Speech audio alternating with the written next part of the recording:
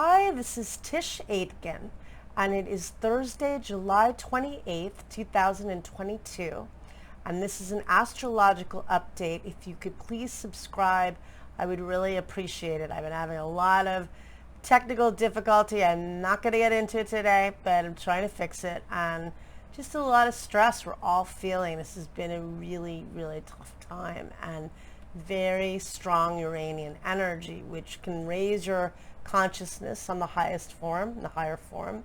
It can illuminate you. It can give you flashes of foresight and brilliance, but it also can make you feel like your skin is crawling and you're really nervous and you've had 10 cups of coffee and you can't organize your thoughts, and can be very disruptive, and it can bring shocking and sudden news. And we have a big week. We've had a big week, and I'm just able to kind of talk about it now. And I wrote a big article on it, or at least a detailed article, hopefully, and I shared it in the community tab on my channel. It's also on my public page on Facebook, but you could subscribe to my monthly newsletter at astrologer.tishaitken.com, and I do a monthly or weekly newsletter, and my friend Sinead illustrates it beautifully. She picks beautiful illustrations for what I'm trying to say, which I need any help I can get. So if you'd subscribe to that, that would be great. Keep you in the know. And just for this week, we have a very anxious, exciting, but disruptive energy, and a bit definitely not a bit, I'm not going to sugarcoat, a volatile and potentially violent energy. So Uranus, which is the planet of brilliance and enlightenment, as well as chaos and disruption, is meeting up with the North Node of Karma on July 31st at 2:23 p.m. Eastern Daylight Time at 18 degrees of the fixed Earth sign of Taurus. And they have not met up in the sky since 1939. In January of 1939, Uranus met up with the South Node of Karma, which was transiting in Taurus at that time. And that was obviously a very explosive year, because on September 1st of 1939, that is when Germany invaded Poland, and that began World War II. And I'm not saying that we're replicating World War II, but obviously there is war going on currently, sadly, in the Ukraine and with Russia, and South Korea just threatened us. So there is very volatile energy. And Mars, which is the god of war and rules combat, is going to trigger this energy on August 1st, and it's going to meet up with Uranus in the sky, and that's going to occur at 1:55 p.m. Eastern Daylight Time, and that's also really heavy energy, and that can be very violent energy and very explosive energy. Now, how do we use it in our own lives? Uranus rules society, it rules groups and organizations. It rules disruption. It rules technology. There could be big things with technology going on. There could be earthquakes. There already was an earthquake I read earlier this week in Hawaii. But Uranus can be very shocking. There could be shocking news. Yet it also, because the North Node of Destiny is our collective destiny, where we're meant to be going, this could bring very exciting and fated opportunities in your life to grow wherever this is happening.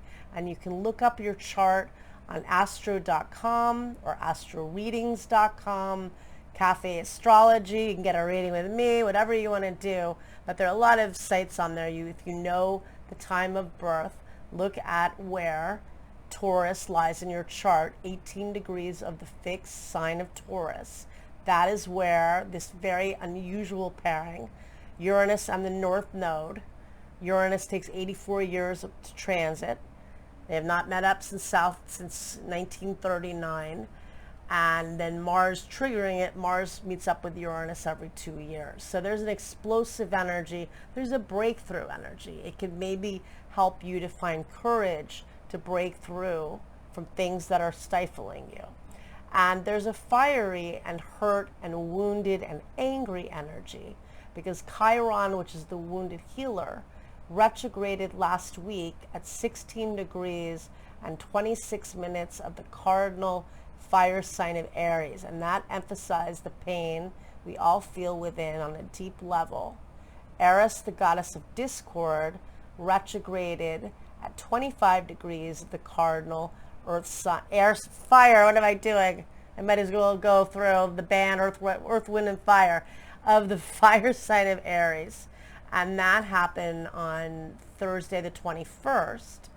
And that emphasized the anger that is entrenched in the pain. They kind of go hand in hand, I feel, at this point. And so feeling the anger in healthy ways, trying to release it. One thing that I do admire about most Aries is that they may get worked up. I know some very mellow Aries, I might add, but I know some Aries that get fired up, but they don't let it boil up just and kind of fester and just implode and explode. They can explode, but they just let it go, and then it's kind of done. Mars is the ancient ruler of Scorpio. Scorpio could take a tip from that in that sense because maybe they're not as aggressive usually, depending, you didn't meet my father, but depending, but it doesn't, they hold on to it, and that's not healthy. So this Aries energy is very prominent. Today, on the day of the new moon, this is in the time of this Uranus North Node energy. And again, the North Node of karma is where you want to be going towards, what you want to grow in your life. In Taurus, which is ruled by the planet Venus, this is about creating something of beauty and value in your life, finding ways to create new ways to provide your security, your stability, your resources, and your skill set to make money and just to bring value and happiness and quality to your life. And Venus in Taurus is very much about all of the senses and appreciation of beauty and love and music and good food, etc.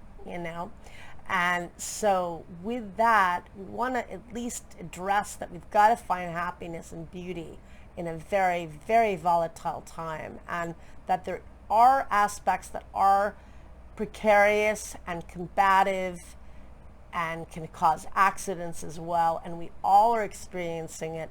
People on the world stage. On the new moon chart today, Mars is at the world point. Mars rules the sign of Aries, and it is at 15 degrees of the fixed earth sign of Taurus. And that hits everybody, and it's squaring the midheaven, which is the angle of fame and world point and public image and people on the world stage. And I cast the chart for Washington, D.C., and so the midheaven is at 15 degrees of Leo. And so and the new moon falls in the house of hope and manifesting, and that's positive. But Mars is triggering this. There could be things going on in entertainment. There could be big scandals potentially, or sad or sudden news potentially. But more, I think also more importantly, there could be really, really heavy global events going on that we need to pay attention to. And the energy is still, it's still at play in the month of August. It will start to separate, but we're dealing with it. And Uranus stations retrograde on August 24th at 18 degrees and 55 minutes of Taurus. So that energy is going to be heavy. And so the new moon today occurred at 1:55 p.m. Eastern Daylight Time at 5 degrees and 39 minutes of the fixed fire sign of Leo. And the sun is in its dignity, in its rulership in Leo, the best placement for the sun to be. It loves being in Leo. It's confident, it's passionate, it's creative. It forms a beautiful angle to Jupiter, the luckiest planet, the planet of abundance and expansion, which happens to retrograde or has retrograded today at 4:37 p.m. Eastern Daylight Time. and it retrograded at 8 degrees and 43 minutes of the Cardinal sign of Aries.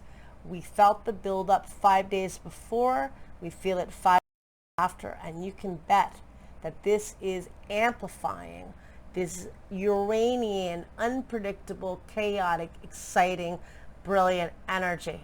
I need a thesaurus because I need more words. And so it's a lot. And you've got to just keep centered. I lost my sense of self for a few days and I'm back on track. I think I can tell there's a guy behind me. He's really having trouble with it, you can see. So I think that you got to try to find ways to quell the anxiety. Meditation, not everybody can focus on meditation.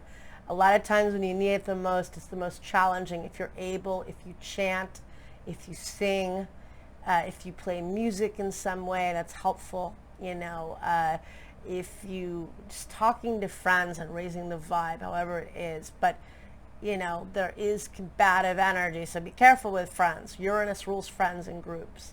And Jupiter retrograding, reflecting on how you can expand. And again, it's exaggerating this very, very rare alignment and big energy. And of course, we had the Pluto return, the second hit for the United States earlier this month on July 12th. This is a lot of stuff in 1 month and very heavy. And so, you know, just take it easy. We have, let's see, so they meet up on the 31st. On August 1st, Mercury opposes Saturn early in the morning. That can be a turning point that sometimes can be receiving bad news or feeling like things are more dim than they are. And then Mars meets up with Uranus at 1:55 p.m. Eastern Daylight Time. Or then Mars meets up with the North Node of Fate, and then it meets up with Uranus later that evening. And yet Venus, the Sun trines Jupiter on the day of that, of the Mars-Uranus conjunction at 6:36 p.m. Eastern Daylight Time. So there is optimism in the chaos, and sometimes we need to be rattled. We need to be shaken out of our reality, because sometimes we need to get, we don't see clearly. We need to shatter things in order to really, sometimes we get stuck and we don't know. And unfortunately, a lot of this is not just our own situations, it's collective karma. So some of us don't necessarily need this shake-up, but realistically, we're going to see it on the world stage on some level. We're going to experience it.